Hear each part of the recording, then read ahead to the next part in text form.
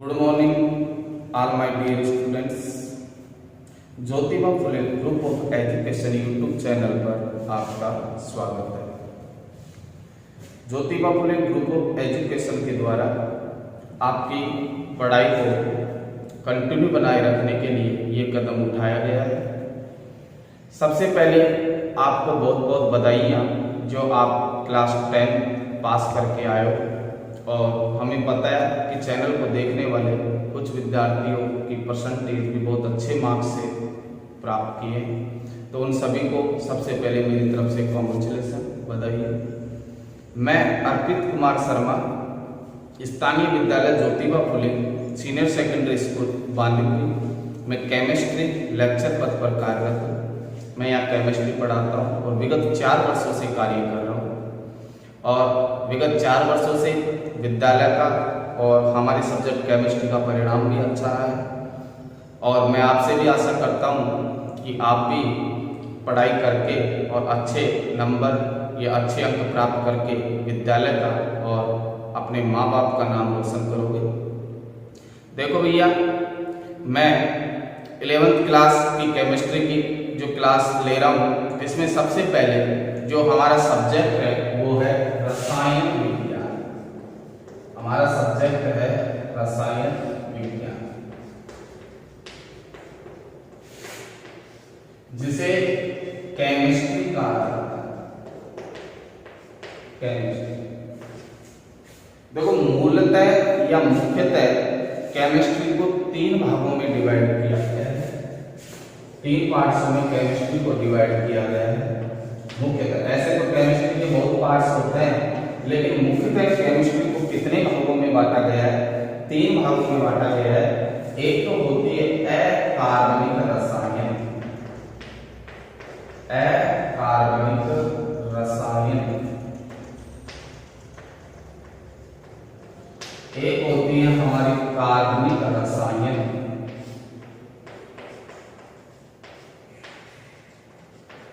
और एक होती है भौतिक रसायन।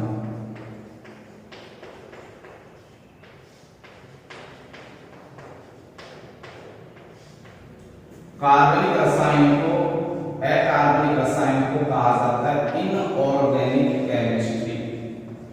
Inorganic chemistry. कार्बनिक रसायन को कहा जाता है ऑर्गेनिक केमिस्ट्री, और भौतिक रसायन को कहा जाता है फिजिकल केमिस्ट्री। तो मुख्यतः हमने रसायन विज्ञान को या केमिस्ट्री को कितने भागों में बांटा है? 3 भागों में।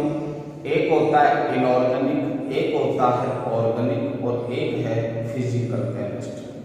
अर्थात अकार्बनिक रसायन, दूसरा है कार्बनिक रसायन, और तीसरा है हमारा भौतिक रसायन। देखो, केमिस्ट्री को समझने के लिए सबसे पहले आपको इनऑर्गेनिक केमिस्ट्री, जो आपके 11th क्लास के शुरू के चैप्टर है, वो आपके इनऑर्गेनिक केमिस्ट्री के हैं। बीच में जो आपके चैप्टर आएंगे वो हमारे फिजिकल केमिस्ट्री के, और सबसे लास्ट में जो हमारे चैप्टर है 11th क्लास के सिलेबस में, वो है हमारे ऑर्गेनिक केमिस्ट्री के। तो हम सबसे पहले जिस पार्ट का अध्ययन करना चाहते हैं, जिस भाग का अध्ययन करना चाहते हैं, वो है हमारा इनऑर्गेनिक केमिस्ट्री। और इनऑर्गेनिक केमिस्ट्री या ऑर्गेनिक केमिस्ट्री को समझने के लिए हमको सबसे पहले पीरियोडिक टेबल अर्थात आवर्त सारणी का ज्ञान होना क्या है, आवश्यक है। और आपने पिछली 10th क्लास के अंदर आवर्त सारणी का पूरा एक चैप्टर पढ़ा है, जहां आपने मोजले की, डोबेराइगर का त्रिक नियम, इसके अलावा आधुनिक आवर्त सारणी, इसके अलावा यहाँ पर आपने जितने भी मेंडलीव की आवर्त सारणी, तो बहुत सारी आवर्त सारणी पढ़ी थी, जिसमें डोबेराइगर के त्रिक नियम में जो कमी रही वो मेंडलीव की आवर्त सारणी में कुछ पूरी हुई। मेंडलीव की आवर्त सारणी में जो कुछ कमी रही वो आधुनिक आवर्त सारणी में पूरी हो गई। तो इस तरीके से जो सबसे लास्ट की हमारी आवर्त सारणी है वो आधुनिक आवर्त सारणी है, जिसे दीर्घ आवर्त सारणी कहते हैं, जिसे मोजले नामक वैज्ञानिक के द्वारा दी गई। तो उसका ज्ञान होना आवश्यक है, और उसी के आधार पर हम इनऑर्गेनिक केमिस्ट्री को समझ सकते हैं। मैं आशा करता हूँ कि आप बड़े ध्यान से लगन से पढ़ रहे होंगे और अब यदि आप रुचि से इस वीडियो को देख रहे होंगे तो 100% आपके जो पढ़ाया जाएगा वो कंप्लीट समझ में आएगा। आज हमारा जो लेक्चर नंबर 1 है, इसके लिए Jyotiba Phule group of education को वीडियो देखने वाले जो भी छात्र छात्राएं हैं वो इसे लाइक एवं सब्सक्राइब जरूर करें, ताकि नेक्स्ट जो वीडियो आपकी क्लास में डलेगी उसके लिए आपके मोबाइल पर तुरंत नोटिफिकेशन प्राप्त हो सके। तो बेल आइकन घंटी या आप सब्सक्राइब करने पर नेक्स्ट वीडियो जो डलेगी वो आपका नोटिफिकेशन चैनल पर तुरंत प्राप्त हो जाएगा। इसलिए चैनल को Jyotiba Phule group of education को जरूर सब्सक्राइब करें। देखो 10th क्लास पास करने के बाद 11th क्लास से आपके करियर की न्यू स्टार्ट होती है कि आपको क्या बनना है क्या नहीं बनना है। ये डिसाइड 10th क्लास के पास 11th क्लास में आपने जो सब्जेक्ट लिए उन्हीं के आधार पर डिसाइड होगा। और अपने जीवन, अपने अमूल्य जीवन को बहुत ऊंचा सौगात पहुंचाने के लिए आपको ये भी देखना होगा कि हमें कौन सी फैकल्टी से, कौन से टीचर से, कौन से विद्यालय से कौन सा सब्जेक्ट हमें लेना है। इसके लिए आपको जरूर सोचना होगा। तो इस प्रकार का डिसीजन लीजिए कि आपका जीवन सफल हो जाए और अपने माँ बाप का नाम क्या करे, आप रोशन करें। तो कौन से विद्यालय में पढ़ना है। देखो ज्योतिबा फुले स्कूल बांदीपुर में सभी तरीके की बच्चों को क्या सुविधाएं दी गई है। छात्र छात्राओं के लिए पृथक शौचालय, इसके अतिरिक्त छात्र छात्राओं की नियमित क्लास, इसके अलावा नियमित मासिक टेस्ट और काफी अच्छी सुविधाएं जो पिछले 4 साल से यहाँ बांदीपुर के अंदर ये विद्यालय कार्यरत है और बहुत अच्छा परिणाम बांदीपुर के अंदर इन्होंने दिया है। बांदीपुर टॉप भी की है और मैं आशा करता हूँ कि आपको मेरी भाषा जरूर समझ में आ रही होगी और हमें आपसे मिलन कब हो इसके लिए विद्यालय में जरूर है। देखो अब हम अपने टॉपिक पर आते हैं। रसायन विज्ञान में हम सबसे पहले बात कर रहे हैं अकार्बनिक रसायन की। तो अकार्बनिक रसायन के अंदर समझने के लिए सबसे पहले हमें जो चीज आनी चाहिए वो है हमारी पीरियोडिक टेबल अर्थात आवर्त सारणी। तो आवर्त सारणी आप 10th क्लास के अंदर पढ़ के आए हो, फिर भी मैं आपको कुछ रिपीट कराता हूँ और उसमें कुछ ऐसी चीजें बताऊंगा जिनसे चाहे IIT के एग्जाम हो, चाहे AIEEE की हो, चाहे नेट के एग्जाम हो, जिससे कम 4 से 5 क्वेश्चन पीरियोडिक टेबल से पूछे जाते हैं। और पीरियोडिक टेबल के बिना आपकी केमिस्ट्री की नॉलेज क्या है अधूरी है। देखो हमारा टॉपिक है आज का आवर्त सारणी, पीरियोडिक टेबल, आवर्त सारणी।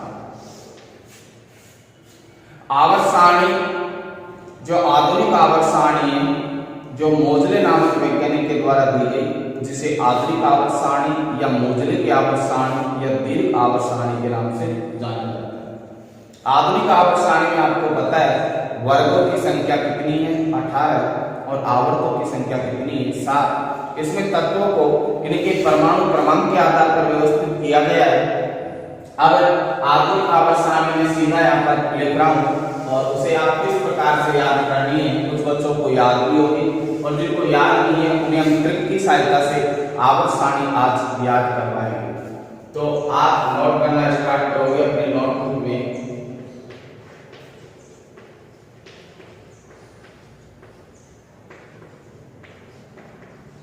देखो ये आवर्त सारणी का वर्ग नंबर 1 है, जिसकी ट्रिक है हेलिना नाम की कोई लड़की है। हेलिना एक लड़की का नाम है जो भगवान से क्या करती है, प्रार्थना करती है। हेलिना करे, के का मतलब करे, आरबी का मतलब रब, रब का मतलब होता है भगवान, सी एस का मतलब से और एफ आर का मतलब फरियाद। कि हेलिना भगवान से क्या करती है, प्रार्थना करती है। फरियाद का मतलब होता है प्रार्थना, फरियाद का मतलब क्या होता है, प्रार्थना। वर्ग संख्या 2 को किस प्रकार से याद करें। वर्ग संख्या 2 की ट्रिक है बेटा मांगे कन्या सुंदर और बाप राजी। या इस तरीके से भी याद कर सकते हो कि बेटा मांगे कार स्कूटर और बाप राजी है। तो अब इसकी ट्रिक लिख सकते हैं। वर्ग संख्या 2 है जिसकी ट्रिक है बेटा मांगे कन्या सुंदर, ऐसा नहीं सुंदर बारह। और वर्ग संख्या 1 और वर्ग संख्या 2 को सम्मिलित रूप से कहा जाता है एस ब्लॉक के तत्व। कौन से ब्लॉक के तत्व बोला जाता है? तो एस ब्लॉक में दो वर्ग आते हैं, एक वर्ग फर्स्ट और एक आता है वर्ग सेकंड, जिसमें वर्ग फर्स्ट को क्षारीय धातु के नाम से भी जाना जाता है। कौन सी धातु? क्षारीय धातु के नाम से भी जाना जाता है। और वर्ग सेकंड को क्षारीय मृदा धातु के नाम से भी जाना जाता है, क्षारीय मृदा धातु। तो पहला ही क्वेश्चन कंपटीशन एग्जाम में पूछ लिया जाता है कि निम्न में से क्षारीय धातु है, निम्न में से क्षारीय मृदा धातु है या नहीं है। तो क्वेश्चन किस प्रकार से आ जाएगा कि जैसे क्वेश्चन दे दिया कि निम्न में से क्षारीय धातु है या नहीं है। अगर नहीं है पूछेगा तो यहाँ से 3 तो इनमें से दे देगा, एक कोई अन्य आवर्त सारणी से कोई सा भी तत्व दे देगा। तो पता होना चाहिए कि वर्ग संख्या 1 के जो तत्व है वो सभी क्षारीय धातु कहलाती है, और वर्ग संख्या जो 2 के तत्व है वो सभी क्षारीय मृदा धातु कहलाती है। तो इस प्रकार से एस ब्लॉक के अंदर दो वर्ग आते हैं, वर्ग फर्स्ट और वर्ग सेकंड, जिन्हें सम्मिलित रूप से एस ब्लॉक कहा गया। अब इन्हें एस ब्लॉक के तत्व क्यों कहा गया? S block, P block, D block, F block, इन सब का मतलब क्या होता है? देखो एस ब्लॉक के जितने भी एलिमेंट्स हैं, जितने भी तत्व हैं, तो एस ब्लॉक के तत्वों में वही तत्व आते हैं जिनके अंतिम इलेक्ट्रॉन एस उपकोष में भरे जाते हैं। कौन से उपकोष में? एस उपकोष में जिनके अंतिम इलेक्ट्रॉन भरे जाते हैं वो तो एस ब्लॉक के तत्व होते हैं। जिनके अंतिम इलेक्ट्रॉन डी उपकोष में भरे जाते हैं वो डी ब्लॉक के तत्व होते हैं। जिनके अंतिम इलेक्ट्रॉन पी उपकोष में भरे जाते हैं वो पी ब्लॉक के तत्व होते हैं, तथा जिनके अंतिम इलेक्ट्रॉन एफ उपकोष में भरे जाते हैं वो एफ ब्लॉक के तत्व होते हैं। एस ब्लॉक और पी ब्लॉक को प्रति सामान्य तत्व कहते हैं, डी ब्लॉक को संक्रमण तत्व कहते हैं, एफ ब्लॉक को अंतः संक्रमण तत्व कहते हैं। तो इन सभी चीजों की चर्चा हम इन वीडियो के अंदर करेंगे। तो इस प्रकार से हमारा ये एस ब्लॉक हुआ। इसके बाद एस ब्लॉक के बाद में डी ब्लॉक आता है, और डी ब्लॉक के अंदर प्रथम संक्रमण श्रेणी, द्वितीय संक्रमण श्रेणी, तृतीय संक्रमण श्रेणी, इस प्रकार के तत्व आते हैं।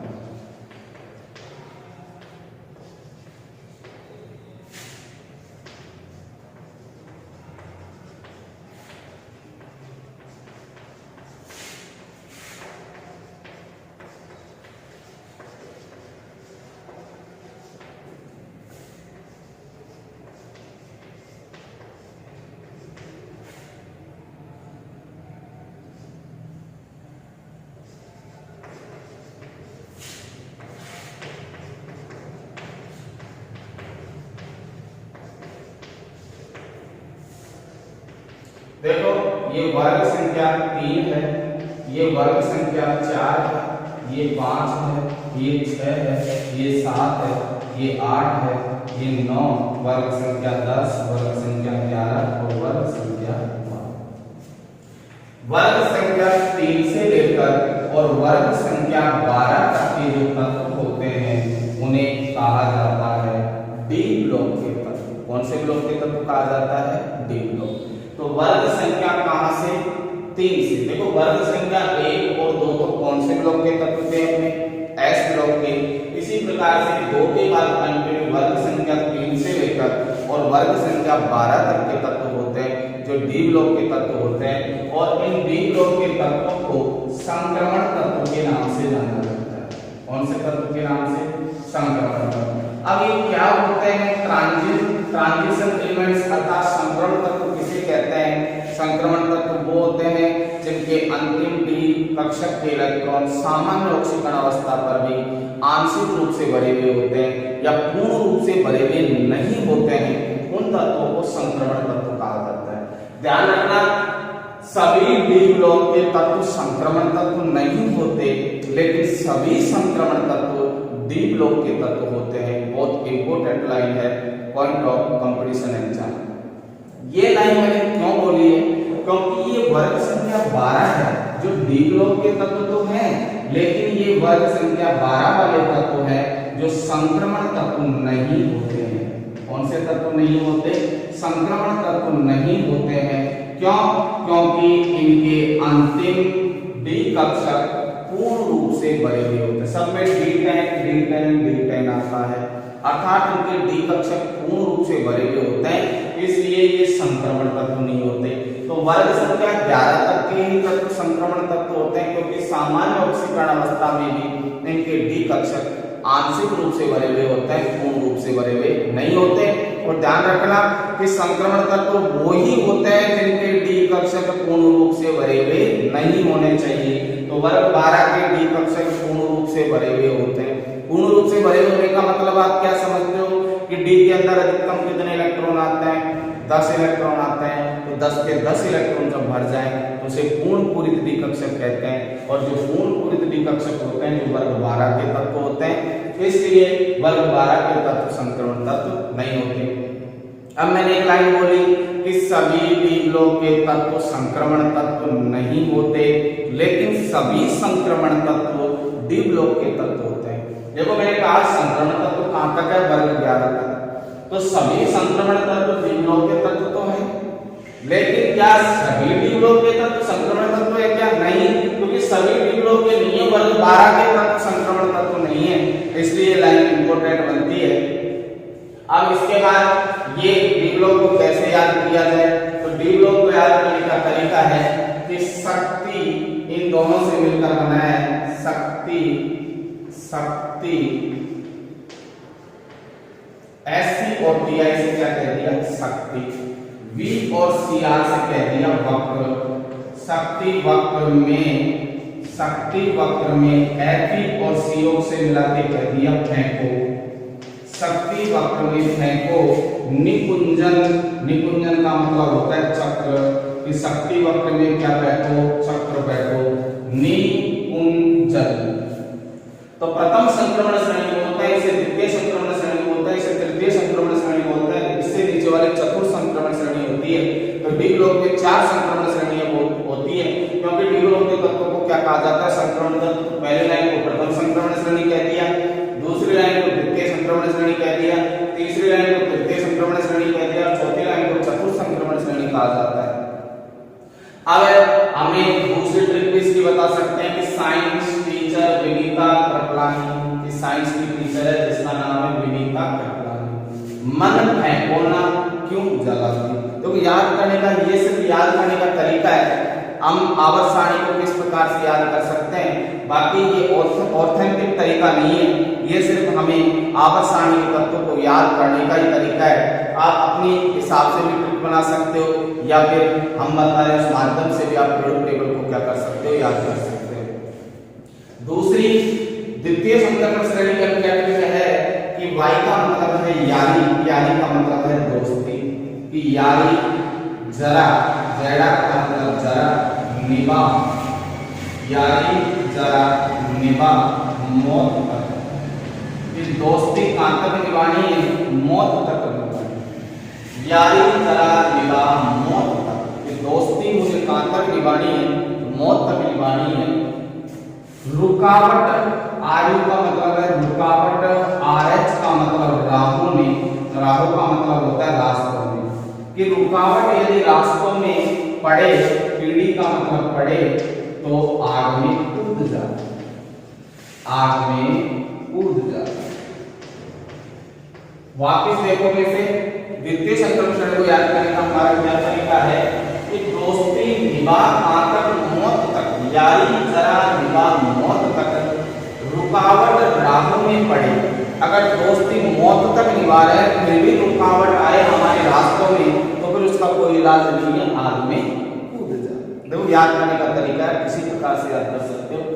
तीसरा तरीका है कि LA का मतलब तृतीय संक्रमण श्रेणी को याद करने का तरीका ला हफ्ता, ला हफ्ता, वरना वे उससे इधर पिटाई, उससे इधर पिटाई और होगी। देखो आपने मूवियां देखी होगी, मूवियों के अंदर आपको पता है गुंडे फड़ियों वालों से, दुकान वालों से हफ्ता मांगते हैं। हफ्ता का मतलब 7 दिन का उनका पैसा। तो हफ्ता मांगते हैं और हफ्ता नहीं देने पर उनकी क्या करते हैं, पिटाई करते हैं। तो इसकी ट्रिक है ला हफ्ता, कि 7 दिन के पैसे दे मुझे, ला हफ्ता, वरना नहीं तो उससे इधर पिटाई और होगी, पैसे दे दे वरना उससे क्या होगी, पिटाई होगी। इस प्रकार से हम बी ब्लॉक को याद कर सकते हैं। फिर आएगा हमारा कौन सा block, P block. P block के अंदर वर्ग संख्या 12 तक तो हमने लिख ली थी। अब इसके बाद आती है वर्ग संख्या 13, और वर्ग संख्या 13 की ट्रिक है हमारी बैंगन, आलू, गाजर इन थैला। कि 3 सब्जियां हैं, कौन कौन सी, एक तो है बैंगन, एक है आलू, एक है गाजर, और इनका मतलब किसमें है, ये थैले में, इन थैला। बैंगन, आलू, गाजर इन थैला, ये वर्ग संख्या 13 है। वर्ग संख्या 14, काशी गए शंकर पार्वती। कि काशी कौन गए, शंकर और पार्वती जी कहां गए, काशी गए। तो इसकी ट्रिक है, दोनों से मिलकर बना है काशी, जी का मतलब गए, एसएन का मतलब शंकर, और पीबी का मतलब पार्वती। कि पार्वती जी और शंकर जी दोनों कहां चले गए, काशी गए आनंद लेने। इसके बाद वर्ग संख्या जो 15 है हमारा, वो है नेपाल, पाकिस्तान, ऑस्ट्रेलिया सब भिखारी। कि तीनों देश कौन कौन से, एन का मतलब नेपाल, पी का मतलब पाकिस्तान, नेपाल, पाकिस्तान, एएस का मतलब ऑस्ट्रेलिया, ये तीनों देश क्या है, भिखारी। ऑस्ट्रेलिया सब भिखारी। इसके बाद में वर्ग संख्या 16 मीन्स 16 हमारा ओल्ड स्टाइल से टीपो। कि पुरानी आदत है हमारी, उससे क्या करो, नकल करो, टीपो। ओ का मतलब है ओल्ड, एस का मतलब है स्टाइल, एस ई का मतलब से, और टी ई और पीओ दोनों से मिलकर बना है टीपो। फिर वर्ग संख्या 17 है हमारा, फिर कल, भार, आई, आंटी। एफ का मतलब फिर, सीएल का मतलब कल, बीआर का मतलब बाहर, आई का मतलब आई, और एटी का मतलब आंटी, और अनुष्का भी लिख सकते हो। फिर कल बाहर आई अनुष्का। देखो वर्ग संख्या 18, हेमा मालिनी ने अरविंद केजरीवाल की जिंदगी रंग दी। हेमा मालिनी ने, हेमा मालिनी जानते हो, हेमा मालिनी हीरोइन है। हेमा मालिनी ने अरविंद केजरीवाल, जो दिल्ली का सीएम है, केजरीवाल, अरविंद केजरीवाल की जिंदगी रंग दी। तो इस प्रकार से वर्ग संख्या 13 मीन्स 13 से और वर्ग संख्या 18 तक के जो तत्व हैं, वो सभी तत्व हमारे कौन से ब्लॉक के तत्व कहलाते हैं, पी ब्लॉक के तत्व। तो पी ब्लॉक के तत्व ने क्यों कहा, क्योंकि इन सब के अंतिम इलेक्ट्रॉन पी उपकोष में भरे जाते हैं, इसलिए इन्हें पी ब्लॉक के तत्व कहते हैं। इन सब के अंतिम इलेक्ट्रॉन डी उपकोष में भरे जाते हैं, इसलिए इसे डी ब्लॉक के तत्व कहते हैं। और इन सब के अंतिम इलेक्ट्रॉन एस उपकोष में भरे जाते हैं, इसलिए इसे एस ब्लॉक के तत्व कहते हैं। और इसी आवर्त सारणी के नीचे 2 लाइनों में कुछ तत्व और लिखे हुए होते हैं, जिन्हें एफ ब्लॉक के तत्व कहते हैं, क्योंकि उनके अंतिम इलेक्ट्रॉन कौन से उपकोष में भरे जाते हैं, एफ उपकोष में भरे जाते हैं, इसलिए उन्हें एफ ब्लॉक के तत्व कहते हैं। जिसमें 14 तत्व लैंथेनाइड श्रेणी के और 14 तत्व एक्टेनाइड श्रेणी के होते हैं। एस ब्लॉक और पी ब्लॉक दोनों ब्लॉक के तत्व को प्रसामान्य तत्व कहते हैं, डी ब्लॉक के तत्व को संक्रमण तत्व कहते हैं, और एफ ब्लॉक के तत्व को अंतः संक्रमण तत्व कहते हैं। ध्यान रखने की बात है कि हीलियम है जो एस ब्लॉक का तत्व है, लेकिन फिर भी इसे इसे कौन से ब्लॉक में रखा गया है? पी ब्लॉक में रखा गया है। क्यों? क्योंकि हीलियम का हम इलेक्ट्रॉनिक विन्यास लिखे तो 2 नंबर पर आता है, इसका इलेक्ट्रॉनिक विन्यास होता है 1s2। तो इसका अंतिम इलेक्ट्रॉन s कक्षक में ही है ना, तो कौन से ब्लॉक का तत्व हुआ? ये s ब्लॉक का। लेकिन हीलियम के गुणधर्म p ब्लॉक के वर्ग 18 अक्रिय गैस या उत्कृष्ट गैस से मिलते जुलते होते हैं, इसलिए हीलियम को उठाकर कहाँ रख दिया? p ब्लॉक में या 18। लेकिन वास्तव में हीलियम कौन से ब्लॉक का तत्व है? कौन से ब्लॉक का तत्व है? s ब्लॉक का। आवर्त सारणी का आवारा तत्व हाइड्रोजन को कहा जाता है। आवर्त सारणी का आवारा, एक बार आईआईटी के एग्जाम में क्वेश्चन पूछा हुआ है कि निम्न में से आवारा तत्व है, और आवारा तत्व कौन होता है? हाइड्रोजन। आवारा मीन्स क्या समझते हैं कि घूमने वाला जिसका कोई निश्चित स्थान नहीं हो, तो हाइड्रोजन को पहले वर्ग में भी रख सकते हैं, 17वें वर्ग में भी रख सकते हैं, 16वें वर्ग में भी रख सकते हैं, क्योंकि इसके गुणधर्म इन तीनों वर्गों से मिलते हैं। तो आवर्त सारणी में हाइड्रोजन को कोई निश्चित स्थान नहीं दिया गया है, अर्थात उसका कोई निश्चित स्थान नहीं है, इसलिए आवर्त सारणी का आवारा तत्व क्या कहलाता है? हाइड्रोजन कहलाता है। वर्ग संख्या 18 को अक्रिय गैस या उत्कृष्ट गैस कहते हैं। अक्रिय गैस इसलिए कहते हैं क्योंकि इसका अष्टक पूर्ण होता है, ये किसी से क्या नहीं करता? क्रिया। अक्रिय मीन्स जो क्रिया नहीं करे, किसी से क्रिया नहीं करता, इसलिए इसे क्या कहते हैं? अक्रिय गैस। वर्ग 17 को हैलोजन वर्ग कहा जाता है, वर्ग 16 को चाल्कोजन वर्ग कहा जाता है, वर्ग 15 को नाइट्रोजन परिवार, वर्ग 14 को कार्बन परिवार और वर्ग 13 को बोरोन परिवार। तो वर्ग संख्या 13 से लेकर वर्ग संख्या 18 तक के जो तत्व होते हैं वो हमारे पी ब्लॉक के तत्व होते हैं। अब इसके बाद हम आपको इन आवर्त सारणी से संबंधित कि तत्वों का वर्गीकरण s, p, d और f ब्लॉक के आधार पर किया गया, तो इनका इलेक्ट्रॉनिक विन्यास किस प्रकार से देखा जाए। कहता कैसे लगा है कि एल्यूमिनियम, गैलियम, इंडियम, पैलियम ये कौन से परमाणु क्रमांक हैं, कितने तत्व का, इसका तरीका भी बिल्कुल शॉर्ट मेथड से हम आपको बताएंगे। आप देखते ही क्वेश्चन के अंदर किसी भी तत्व का परमाणु क्रमांक, किसी भी तत्व का महत्तम इलेक्ट्रॉनिक विन्यास देखते ही बता सकते हो। तो इसके लिए हम इसकी टॉपिक की चर्चा नेक्स्ट क्लास में करेंगे। आज की क्लास के लिए धन्यवाद। जय हिंद, जय भारत। बस आपसे रिक्वेस्ट है कि चैनल को सब्सक्राइब करके कंटिन्यूटी बनाए रखें। हम आपके साथ रहेंगे और आपको कभी कोई समस्या नहीं आने देंगे। जय हिंद, जय भारत।